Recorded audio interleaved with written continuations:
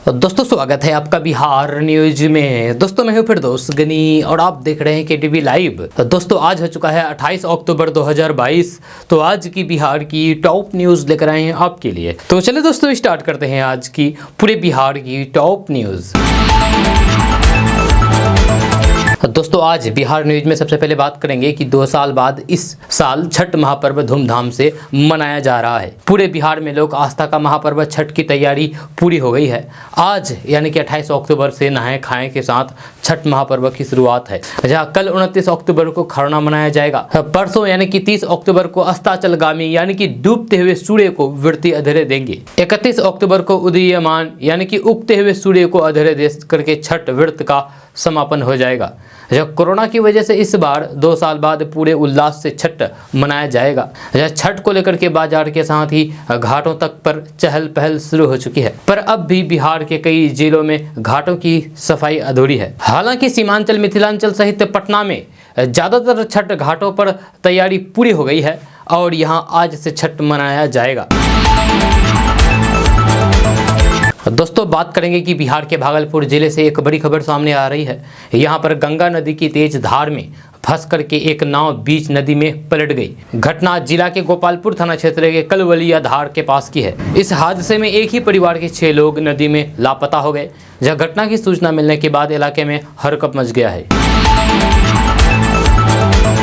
दोस्तों अब बात करेंगे कि मुख्यमंत्री नीतीश कुमार के पेट में घाव हो गया है। यह पेट में गहरा चोट लगने की वजह से सीएम नीतीश कुमार के पेट में घाव हो गया है, जो अभी तक नहीं भरा है। जहां बुधवार को पटना में सीएम नीतीश कुमार ने अपना घाव मीडिया कर्मियों को दिखाया।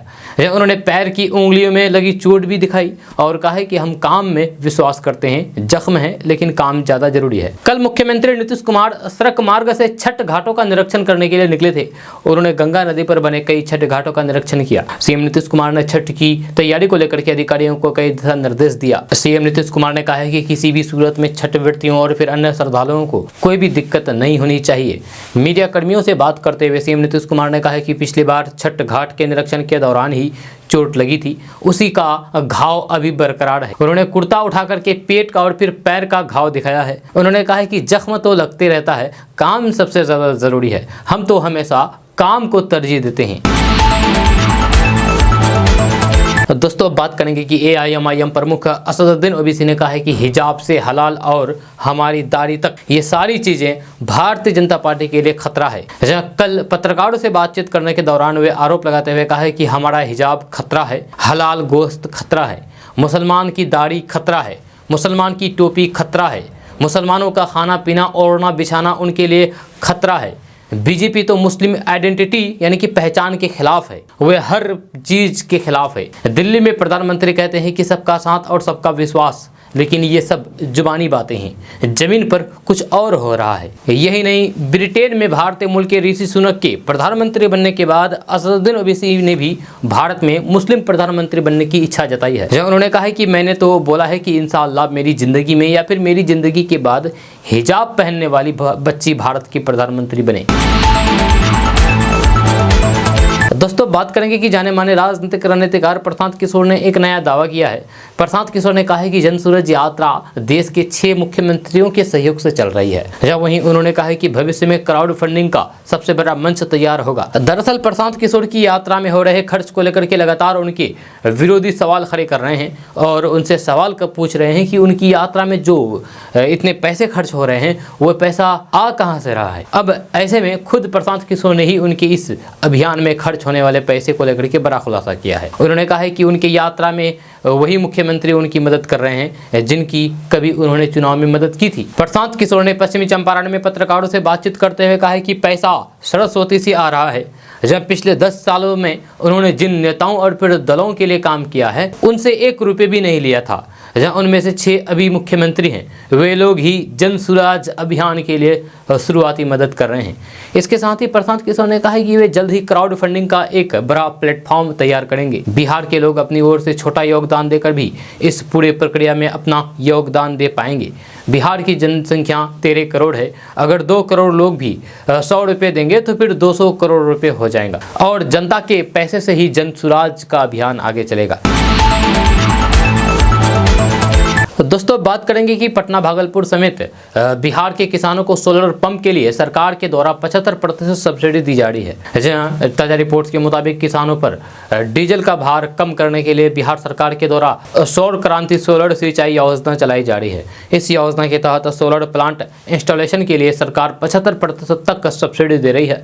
खबर के अनुसार सौर क्रांति सोलर सिंचाई योजना के द्वारा किसानों को खेतों में सोलर प्लांट इंस्टॉलेशन के लिए कुल लागत मूल्य के 75% की सब्सिडी बिहार सरकार के द्वारा उपलब्ध कराई जा रही है। इसके लिए किसान ऑनलाइन के द्वारा आवेदन कर सकते हैं। इस योजना का लाभ लेने के लिए आपको बता दूं कि इस योजना का लाभ लेने के लिए किसान के पास न्यूनतम 1 एकड़ जमीन होनी चाहिए, कम से कम 1 एकड़ जमीन। वहीं भूमि की अधिकतम सीमा 5 एकड़ रखी गई है। अगर आप इस योग्यता को पूरा करते हैं तो फिर आप आवेदन की प्रक्रिया को जल्द से जल्द पूरा करें। सौर क्रांति सोलर सिंचाई योजना के लिए बिहार के किसान विभाग की आधिकारिक वेबसाइट पोर्टल breda.bih.nic.in पर जाकर के ऑनलाइन के द्वारा आवेदन कर सकते हैं और फिर इस योजना का लाभ उठा सकते हैं। दोस्तों बात करेंगे कि दिल्ली के सीएम अरविंद केजरीवाल ने भारतीय नोट पर महात्मा गांधी के साथ ही भगवान गणेश और लक्ष्मी की फोटो छापने की पैरवी की है। इसके बाद से इस विषय को लेकर के देश भर में बहस छिड़ गई है। टीवी डिबेट में भी इसकी खूब चर्चा हो रही है। एक रिपोर्ट्स के अनुसार इससे पहले भारत में कई नेताओं के द्वारा इस तरह के बयान दिए गए हैं, लेकिन सीएम अरविंद केजरीवाल का बयान चुनाव के साथ जोड़ा जा रहा है। केजरीवाल इन दिनों हिमाचल प्रदेश और गुजरात के चुनाव में खूब जोर लगा रहे हैं। तो अब बात करते हैं कि भारतीय नोट पर अब तक कौन कौन सी तस्वीरें छापी गई है। तो चलिए बात करते हैं इसके बारे में। तो बात करते हैं कि आजादी के बाद देश में सबसे पहले 1 रुपए का नोट छापा गया था। इस नोट पर अशोक स्तंभ का चिन्ह प्रकाशित किया गया था। साल 1949 के बाद 1 रुपए के नोट में कई बार बदलाव किए गए। इस नोट पर गेटवे ऑफ इंडिया, बृहदेश्वर मंदिर के चित्र भी छापे गए थे। साल 1954 में 1000 रुपए के नोट पर तंजौर मंदिर की तस्वीर छापी गई थी। साल 1954 में 5000 के नोट पर गेटवे ऑफ इंडिया की तस्वीर छापी गई थी। साल 1994 में 10,000 रुपए के नोट पर लॉयन कैपिटल अशोक स्तंभ के चिन्ह छापे गए थे। भारत में 2 के नोट पर आर्यभट्ट उपग्रह का चित्र छापा गया था, जब 5 के नोट पर कृषि यंत्रीकरण की तस्वीर छापा गया था। भारत में 10 के नोट पर राष्ट्रीय पक्षी मोर की तस्वीर छपी थी। 20 के नोट पर गोकर्ण सूर्य मंदिर के रथ का पहिया और कश्मीर के शालीमार बाग की तस्वीर छपी थी।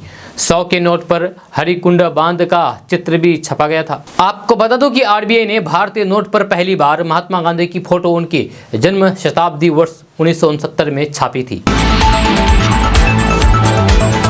दोस्तों बिहार में कार बाइक चलाने वाले लोगों के लिए अच्छी खबर सामने आ रही है। ताजा रिपोर्ट्स के मुताबिक आज यानी कि 28 अक्टूबर को पटना, भागलपुर, पूर्णिया, नालंदा समेत 14 जिलों में पेट्रोल डीजल सस्ता हुआ है। इन जिलों में पेट्रोल डीजल की कीमतों में गिरावट आई है। खबर के अनुसार तेल कंपनियों ने आज अपने आधिकारिक वेबसाइट पर पेट्रोल डीजल के दाम तय कर दिए हैं, जिसमें कुछ जिलों के लोगों को थोड़ी सी राहत मिली है, जबकि कुछ जिलों में पेट्रोल डीजल की कीमतों में तेजी देखने को मिली है। आपको बता दें कि इंटरनेशनल मार्केट में कच्चे तेल के भाव आसमान छू रहे हैं, लेकिन फिर भी भारत में फिलहाल पेट्रोल डीजल के दाम स्थिर है। जानकार बताते हैं कि आने वाले दिनों में भी पेट्रोल डीजल की कीमतें स्थिर रहने की संभावना है।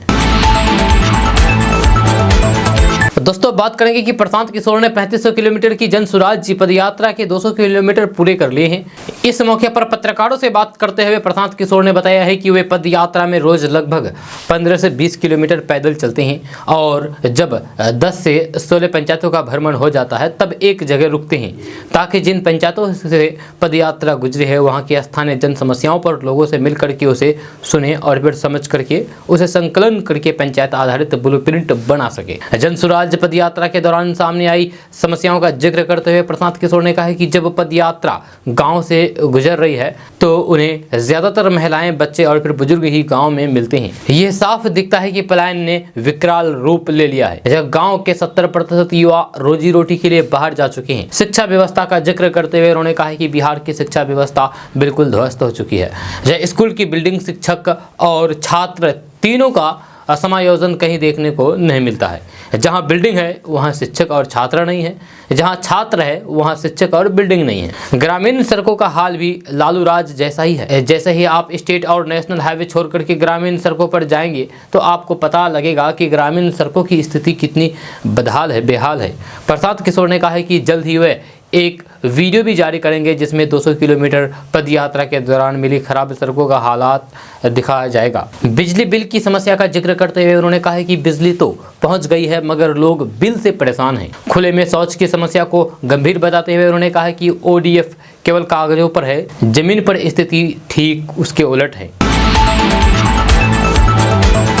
दोस्तों बात करेंगे कि नोटों पर गणेश लक्ष्मी की फोटो को लगाने की आम आदमी पार्टी की मांग के बाद इस पर विवाद बढ़ता ही चला जा रहा है। इस मांग को लेकर के आम आदमी पार्टी बीजेपी के निशाने पर तो आ ही गई है, साथ ही साथ लोग भी इसके लिए केजरीवाल की आलोचना कर रहे हैं। इसी क्रम में केजरीवाल के पूर्व साथी और कवि कुमार विश्वास ने आम आदमी पार्टी पर निशाना साधा है। कुमार विश्वास ने ट्वीट करते हुए इशारों में बता दिया है कि इस मांग के पीछे आम आदमी पार्टी की क्या रणनीति है। ट्वीट में कुमार विश्वास ने कहा है कि दोनों बीजेपी और कांग्रेस सदी के सबसे बड़े धूर्त से फालतू ही तर्क कर रहे हैं। उसे पता है कि अल्पसंख्यक वोट बैंक में तो अखिलेश, ममता, नीतीश आधा दर्जन दावेदार हैं। 82% हिंदू वोट बैंक से आधा भी अगर फंसा ले तो फिर बाकी अल्पसंख्यक तो दुत्कारने पर भी मोदी विरोधी में मजबूरी में वोट दे देंगे आम आदमी पार्टी को।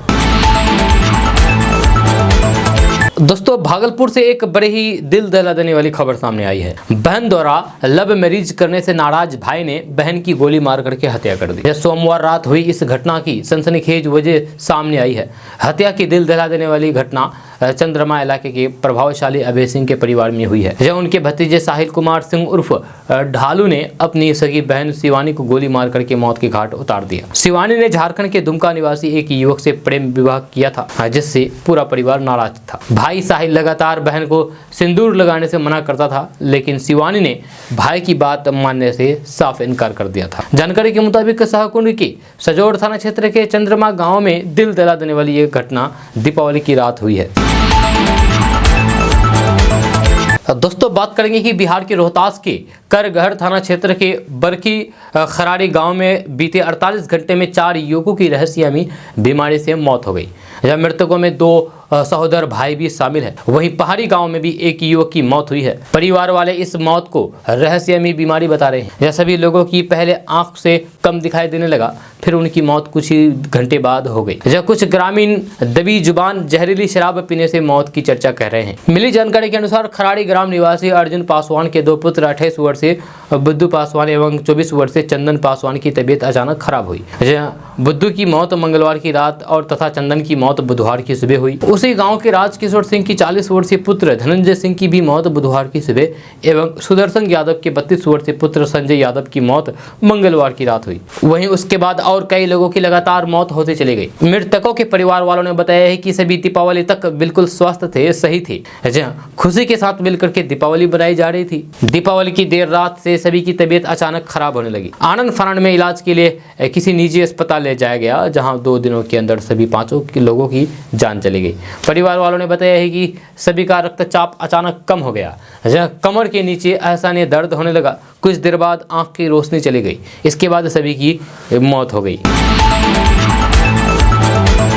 दोस्तों बात करेंगे कि आज दुनिया भर में तकनीक इतनी ज़्यादा आगे निकल चुकी है जिसका आप अंदाज़ा भी नहीं लगा सकते हैं। कुछ तकनीकें ऐसी है जिनकी वजह से हमारी ज़िंदगी ही बदल गई है। आपको बता दें कि आज हम सभी स्मार्टफोन इस्तेमाल करते हैं और इसे चार्ज करने के लिए साथ में एक चार्जर रखते हैं। लेकिन क्या आप जानते हैं कि कुछ समय में चार्जर की छुट्टी होने वाली है और कंपनियां शायद ही आपको स्मार्टफोन के साथ चार्जर ऑफर नहीं करेगी और ना ही कोई चार्जिंग केबल। ऐसा है हम इसीलिए कह रहे हैं क्योंकि मार्केट में ई टेक्सटाइल नाम की तकनीक आ चुकी है जिसमें आपके कपड़े ही स्मार्टफोन को चार्ज करेंगे। ई टेक्सटाइल दरअसल एक खास कपड़ा होता है जो आम कपड़ों से काफ़ी अलग होता है। इसे आप पहनने के लिए तो इस्तेमाल करेंगे ही, लेकिन इसका असली इस्तेमाल आपके होश उड़ा सकता है। दरअसल ये कपड़ा आपके स्मार्टफोन को चार्ज कर सकता है। अगर आपको ये बात मजाक में लगती है तो फिर बता दें कि दरअसल ये कपड़ा अपने अंदर सौर ऊर्जा को सुरक्षित कर लेता है और इसे जब भी आप चाहें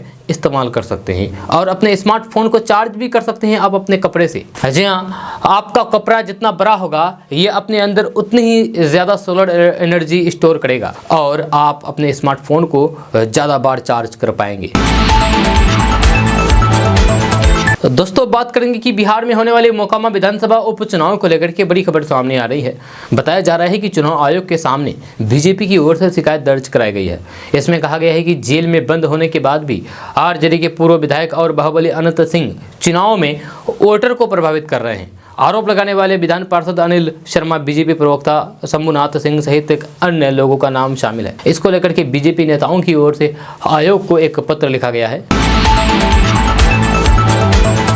दोस्तों बात करेंगे कि भाजपा ने असदुद्दीन ओवैसी द्वारा अल्पसंख्यकों की स्थिति के बारे में दिए गए बयान पर पलटवार किया है। यह भाजपा नेता सैयद शाहनवाज हुसैन ने कहा है कि अन्य देशों की तुलना में भारत के मुस्लिम बहुत अच्छी स्थिति में हैं और सुरक्षित हैं। आपको बता दो कि ओवैसी ने भाजपा पर आरोप लगाया था कि वे मुस्लिमों की पहचान खत्म करने का प्रयास कर रही है। भारतीय जनता पार्टी ने ऑल इंडिया मजलिस इत्तेहादुल मुस्लिमीन के प्रमुख असदुद्दीन ओवैसी द्वारा बीते मंगलवार को अल्पसंख्यकों की स्थिति के बारे में दिए गए बयान पर हमलावर होते हुए बुधवार को तीखा पलटवार किया है। भाजपा ने दुनिया के अन्य मुस्लिम देशों की तुलना में भारत में रहने वाले मुसलमानों को मिल रहे समान अधिकार की बात करते हुए असदुद्दीन ओवैसी को जमकर के लटार लगाई है। ओवैसी द्वारा ये कहे जाने पर कि एक दिन इस मुल्क की पीएम यानी कि भारत देश की प्रधानमंत्री एक हिजाब वाली लड़की बनेगी। यह भाजपा के वरिष्ठ नेता और पूर्व केंद्रीय मंत्री सैयद शाहनवाज हुसैन ने दिल्ली में तीखी प्रतिक्रिया दी है। शाहनवाज हुसैन ने कहा है कि आज अल्पसंख्यक समाज को सब कुछ उपलब्ध कराया जा रहा है, चाहे वो कोरोना का टीका हो, अनाज हो, आयुष्मान भारत कार्ड या फिर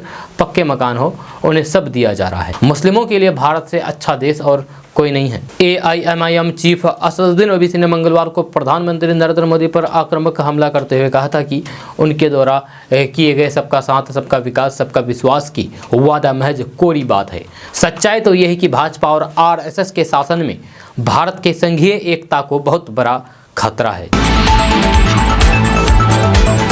तो दोस्तों बात करेंगे कि बिहार के वर्तमान डीजीपी संजीव कुमार सिंघल यानी कि एसके सिंघल का विस्तारित कार्यकाल 19 दिसंबर 2022 को समाप्त हो रहा है। मुख्य न्यायाधीश के नाम पर फर्जी कॉल प्रकरण में मुख्यमंत्री नीतीश कुमार के बयान के बाद ये साफ हो गया है कि उनको अब सेवा विस्तार नहीं मिलने जा रहा है।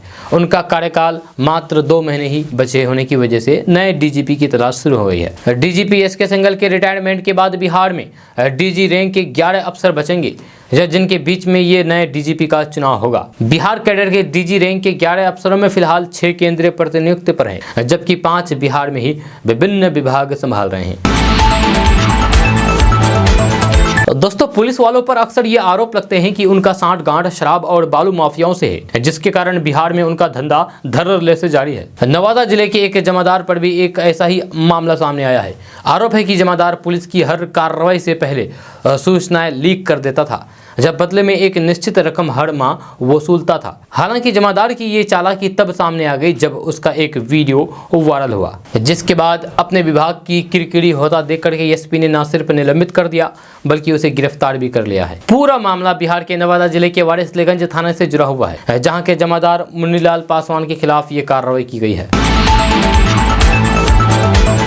दोस्तों बात करेंगे कि विकासशील इंसान पार्टी यानी कि वीआईपी मोकामा और गोपालगंज में होने वाले विधानसभा उपचुनाव में घर घर तक भाजपा को हराने का संदेश पहुंचाएगी। यह साथ ही साथ उन लोगों को आरजेडी के पक्ष में वोट देने की भी अपील करेगी। वीआईपी के प्रमुख मुकेश सहनी ने बुधवार को राजधानी में एक प्रेस कॉन्फ्रेंस में कही है। उन्होंने बताया है कि इन दोनों ही विधानसभा क्षेत्रों में पार्टी की तरफ से एक संदेश पत्र भेजा जा रहा है। मुकेश सहनी ने कहा है कि पहले हमने गोपालगंज में चुनाव लड़ने का निर्णय लिया था और इसकी तैयारी भी की थी, लेकिन बाद में हमने ये निर्णय लिया है कि चुनाव नहीं लड़ेंगे और भाजपा को हराएंगे। भाजपा को जो भी पार्टी हराएगी उसकी हम लोग मदद करेंगे।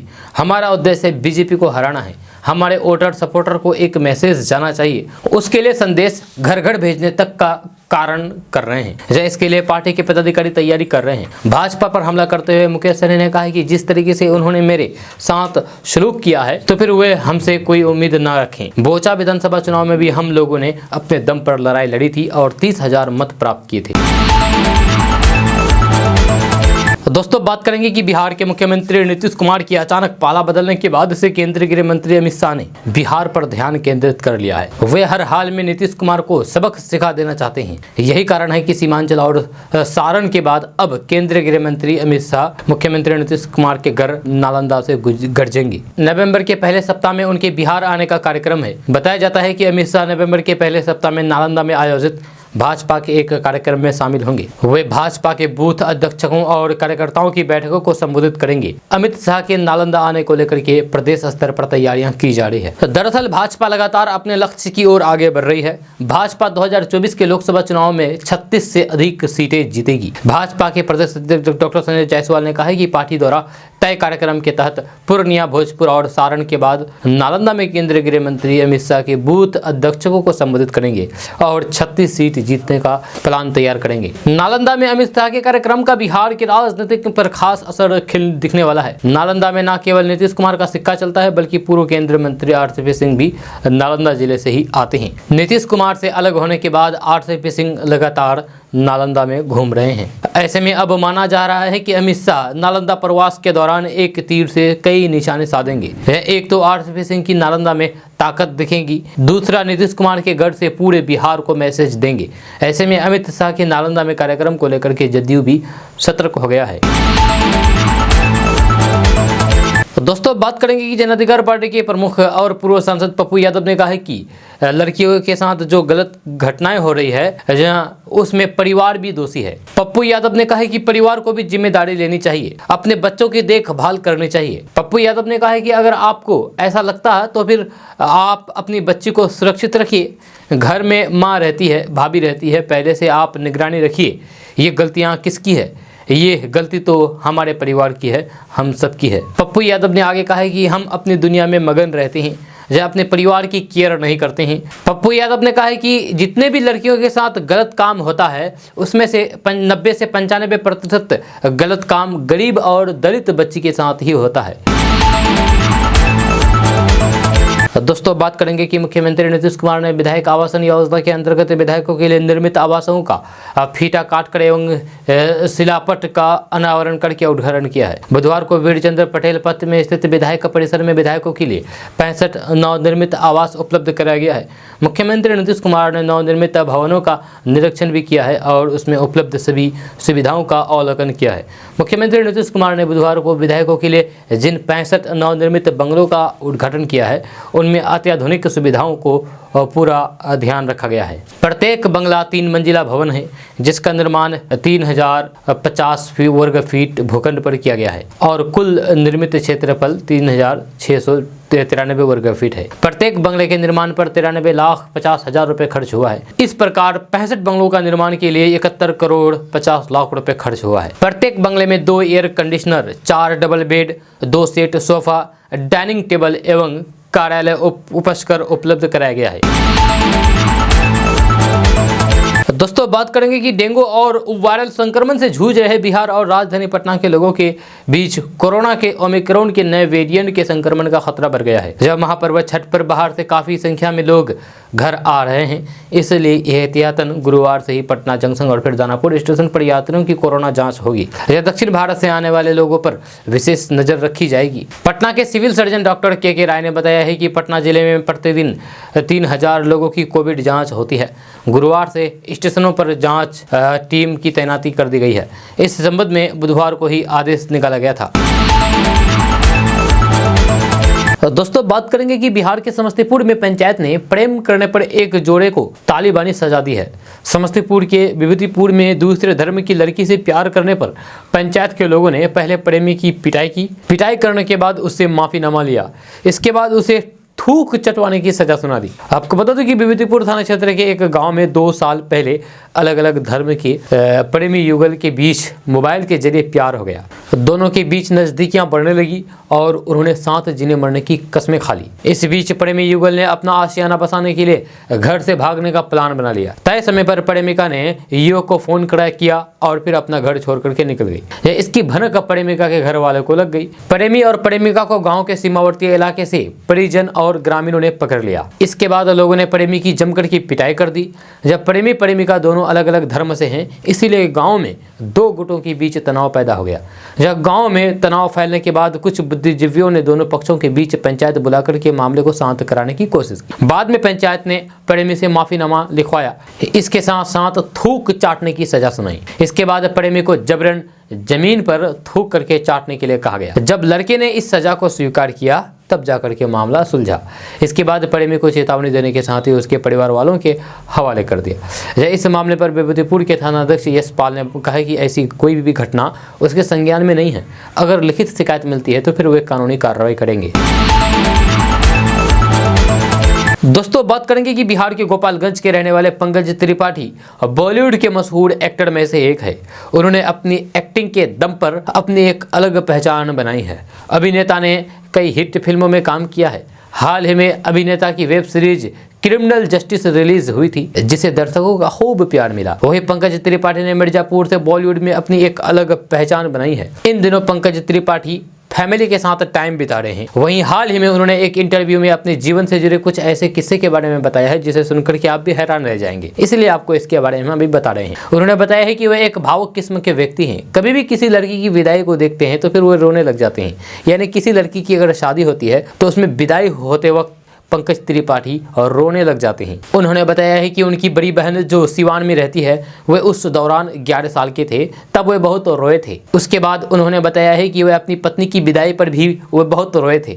पंकज त्रिपाठी ने बताया है कि पत्नी के रोने के पीछे खुद को दोषी मान रहे थे। अभिनेता ने बताया है कि वे आज भी किसी की विदाई पर रो जाते हैं। वे किसी लड़की की विदाई नहीं देख पाते हैं। दोस्तों बात करेंगे कि बिहार सरकार ने बिहार राज्य बाल श्रमिक आयोग का गठन किया है। इस संबंध में श्रम संसाधन विभाग ने अधिसूचना जारी कर दिया है। 8 जिले नेता चक्रपाणी हिमांशु को अध्यक्ष की जिम्मेदारी दी गई है। यहाँ वहीं राजीव कांत मिश्रा उपाध्यक्ष बने हैं। अध्यक्ष और उपाध्यक्ष दोनों भागलपुर के रहने वाले हैं। बिहार बाल श्रमिक आयोग में कुल 22 मेंबर होंगे, जिसमें 3 विधायक और 1 MLC को शामिल किया गया है। दोस्तों बात करेंगे कि बिहार की राजधानी पटना से बड़ी खबर सामने आ रही है। ताजा रिपोर्ट्स के मुताबिक बिहार में शराबबंदी को लेकर के मुख्यालय से नजर रखी जा रही है। साथ ही साथ रोज वीडियो कॉन्फ्रेंसिंग किया जा रहा है, लेकिन इस वीडियो कॉन्फ्रेंसिंग में अनुपस्थित रहने वाले 23 अवर निबंधकों पर कार्रवाई की गई है। खबर के अनुसार विभाग ने जमुई, मधुबनी, सारण, सीतामढ़ी समेत कई जिलों में तैनात 23 अवर निबंधकों का वेतन रोक दिया है। सरकार द्वारा की गई इस कार्रवाई से विभाग में हरकंप मच गया है तथा कई अधिकारी इसका विरोध भी कर रहे हैं। आपको बता दूं कि बिहार में शराबबंदी को लेकर के नीतीश सरकार पूरी तरीके से सख्त है। यह साथ ही साथ विभाग के द्वारा सभी जिलों में नजर रखी जा रही है। हर दिन अभियान चला करके शराब पीने, बेचने, रखने, बनाने वाले के खिलाफ बड़ा एक्शन लिया जा रहा है। दोस्तों बात करेंगे कि बिहार की संस्कृति बन चुके महापर्व छठ को मुख्य रूप से बिहार के साथ ही झारखंड, पूर्वी उत्तर प्रदेश और नेपाल के तराई क्षेत्र में मनाया जाता है। जब कार्तिक शुक्ल के षष्ठी को ये महापर्व मनाया जाता है, इसीलिए इसे षष्ठी पूजा भी कहते हैं। जब बिहारियों का सबसे बड़ा पर्व छठ माना जाता है। छठ की महत्व को इसी बात से समझा जा सकता है कि इसे हिंदुओं के साथ ही अन्य धर्मावलंबी भी मनाते देखे जाते हैं। छठ का पौराणिक महत्व के बारे में अगर बात किया जाए तो धीरे धीरे प्रवासी भारतीयों द्वारा लोक आस्था का ये पर्व देश में ही नहीं बल्कि विश्व भर में प्रचलित हो गया है। इस पर्व में किसी मूर्ति की नहीं बल्कि सूर्य की उपासना की जाती है, पूजा की जाती है और इसे छठी मैया कहा जाता है। छठ पूजा की परंपरा कैसे शुरू हुई, इस संदर्भ में कई कथाएं प्रचलित है। एक मान्यता के अनुसार जब राम सीता 14 साल के वनवास के बाद अयोध्या लौटे थे, तब रावण वध के पाप से मुक्त होने के लिए उन्होंने ऋषि मुनियों के आदेश पर राज सूर्य यज्ञ करने का फैसला लिया। सीता ने मुग्दल ऋषि के आश्रम में रह करके 6 दिनों तक सूर्यदेव भगवान की पूजा की थी। जब सप्तमी को सूर्यदेव के समय फिर से अनुष्ठान करके सूर्यदेव से आशीर्वाद प्राप्त किया था। भारत के साथ ही अमेरिका, जापान सहित कई देशों में सूर्य की उपासना की जाती है। जब मध्य अमेरिका के लोग सूर्य को तोना हेतु के रूप में पूजते हैं। यहाँ माना जाता है कि सूर्य फसलों को खुशहाली देते हैं और इंसानों को जीवन। वहीं जापान में सूर्य को माता के रूप में पूजा जाता है। उन्हें संपूर्ण ब्रह्मांड की भी देवी मानते हैं। जापान के होन्शु द्वीप पर इसका मंदिर भी है, यानी कि सूरज का मंदिर है। लोक आस्था का महापर्व छठ ईरान में भी सूर्य को ईश्वर माना जाता है। ग्रीक और रोमन लोग मित्र देव, जिसका जिक्र हिंदू पुराणों में भी है, उसको सूर्य का ही प्रतीक मानते हैं।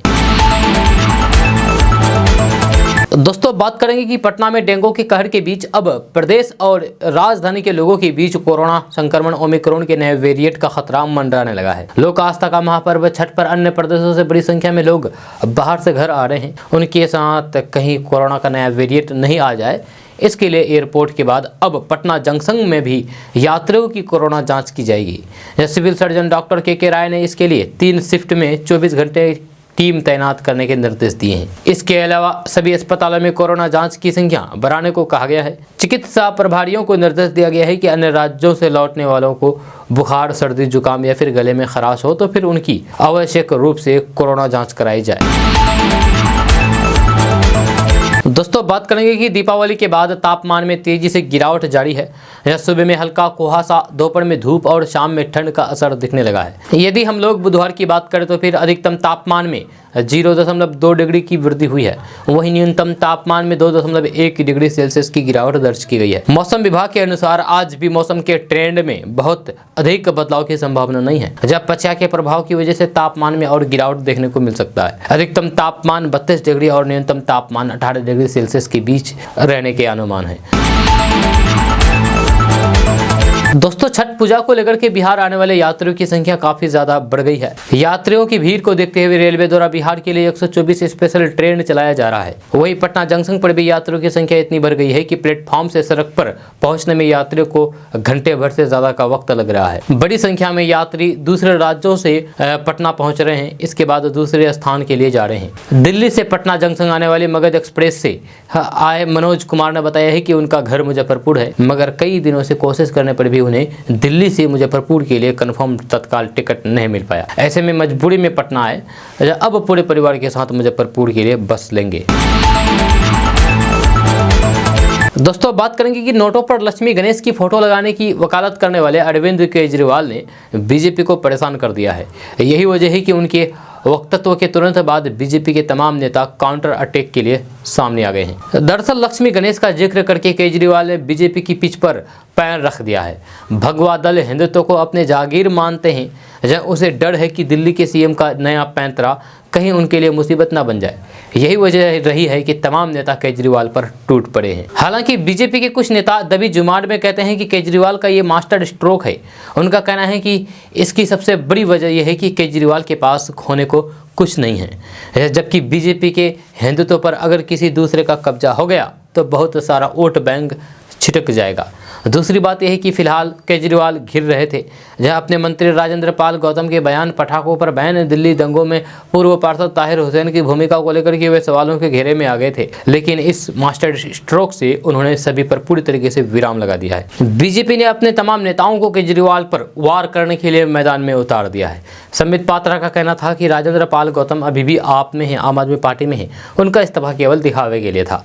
उनका कहना था कि मां लक्ष्मी की कृपया नरेंद्र मोदी पर है, तभी वैश्विक अर्थव्यवस्था के मामले में भारत 11वें से 5वें नंबर पर आया है। दोस्तों बात करेंगे कि पाकिस्तानी और नेपाली के पहलवानों को पटकनी दे चुका बिहार का खली अपने कारनामों के लिए चर्चा में है। जहां उसका एक वीडियो सामने आया है जिसमें वे हाथ से बाइक उठा करके घूम रहे हैं। यही नहीं, ट्रैक्टर को भी खींच करके मजे से चला लेता है। जहाँ बिहार का ये खली कोई और नहीं, बेतिया के नौतन प्रखंड के खाप टोला का रहने वाले रवि कुमार सिंह जो चर्चे में बने हुए हैं। द ग्रेट खली को अपना गुरु मानने वाला रवि कुमार सिंह, जो रेसलिंग की दुनिया में माजा बॉय के नाम से मशहूर है, एक हाथ से बाइक उठा लेना रवि के बाएं हाथ का खेल है। वह सिर्फ एक हाथ से बाइक उठाता ही नहीं है, बल्कि उसे लेकर के घूम टहल भी सकता है, हाथ से ट्रैक्टर खींच सकता है और दांत से ही 100 किलो से ऊपर का सामान आसानी से उठा लेता है। इतना ही नहीं, भरा हुआ सिलेंडर वह अपनी एक उंगली पर नचा देता है, जहाँ ईंट को कोहिनी से तोड़ देता है। खली को अपना आदर्श मानने वाला रवि ने पहले तो पहलवानी का गुरु अपने पिता मधु रंजन सिंह से सीखा। उसके बाद पंजाब के जालंधर में स्थित CW एकेडमी पहुंच गया, जहां से उसे प्रशिक्षण लिया और फिर कम समय से ही पाकिस्तान और नेपाल के पहलवानों को पटकने देकर के सनसनी फैला दी। इसके बाद द ग्रेट खली की नज़र रवि पर पड़ी और एक बार फिर से 12 लीटर माजा पीने के कारण रवि का नाम माजा बॉय के रूप में प्रचलित हो गया। ये माजा बॉय नाम उनके गुरु खली ने ही दिया है। दोस्तों बात करेंगे कि बीजेपी के प्रदेश अध्यक्ष डॉक्टर संजय जायसवाल ने प्रशांत किशोर के एक बयान के जरिए मुख्यमंत्री नीतीश कुमार पर हमला बोला है। संजय जायसवाल ने कहा है कि प्रशांत किशोर ने खुद स्वीकार किया है कि उन्होंने जिसे मुख्यमंत्री बनाया वे उनके लिए फंडिंग कर रहे हैं। जाहिर सी बात है, इसमें सीएम नीतीश भी शामिल है। ये दोनों रोज रात में बात करते हैं, बीजेपी के वोट को कैसे सेंध लगाया जाए इसकी साजिश रच रहे हैं। संजय जायसवाल ने कहा है कि नीतीश कुमार इस बात से परेशान है कि आरजेडी और जदयू के विलय के बाद उनके वोट छिटक गए हैं और वे सारे वोट भाजपा को नहीं जाए, इसीलिए उन्होंने प्रशांत किशोर को लगाया है। रोज रात को ये दोनों एक दूसरे से बात करते हैं और सुबह एक दूसरे के खिलाफ बयानबाजी करते हैं। उन्होंने आगे कहा है कि प्रशांत किशोर ने आखिर स्वीकार कर ही लिया है कि महागठबंधन के खिलाफ वोटों के बंटवारे के लिए नीतीश कुमार पैसे दे रहे हैं। उन्होंने खुद ही कहा है कि जिन नेताओं के लिए उन्होंने कभी काम किया था, आज वे मुख्यमंत्री हैं, वे सब इनको पैसे देकर के इस कार्यक्रम को आगे बढ़ा रहे हैं। जब नीतीश और तेजस्वी के गठबंधन के खिलाफ पूरे बिहार की जनता खड़ी है, इसीलिए इनसे नफरत करने वाले वोटों के बंटवारे के लिए ही प्रशांत किशोर को लगाया गया है। दोस्तों आज का न्यूज़ बस यहाँ तक। कैसा लगा नीचे कमेंट बॉक्स में कमेंट करके ज़रूर बताइएगा। अगर आप नए आए हैं इस चैनल पर तो फिर चैनल को सब्सक्राइब करके बेल आइकन को प्रेस कर दीजिए और साथ में वीडियो को लाइक कर दीजिए, अपने दोस्तों के साथ शेयर भी कीजिए। तो चलिए दोस्तों फिर मिलते हैं नेक्स्ट वीडियो के साथ, तब तक के लिए जय हिंद जय बिहार।